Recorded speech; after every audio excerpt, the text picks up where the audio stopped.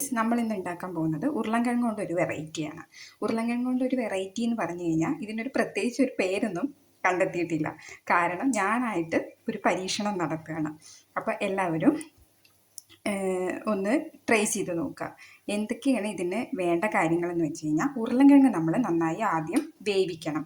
വേവിച്ചിട്ട് അത് നമ്മൾ ഉടച്ച് വെക്കണം.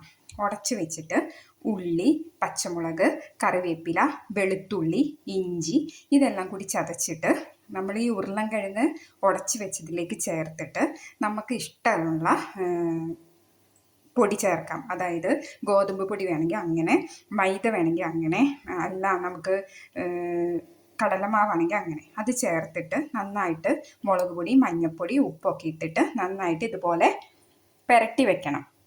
ഇതുപോലെ പുരട്ടി വെച്ചിട്ട് നമുക്ക് ഇതേ ഇങ്ങനെ വട്ടത്തിൽ ഉരുള ഉരുട്ടാം.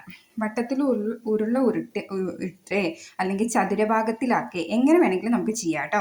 അത് നമ്മുടെ ഇഷ്ടമാണ്.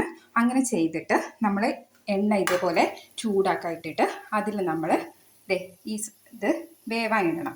വേവാനിട്ടതിൻ്റെ ശേഷം നമ്മളിതേ ഒന്ന് മറച്ചിട്ട് കൊടുത്തേക്കണേ. ഇങ്ങനെ മറച്ചിടണം.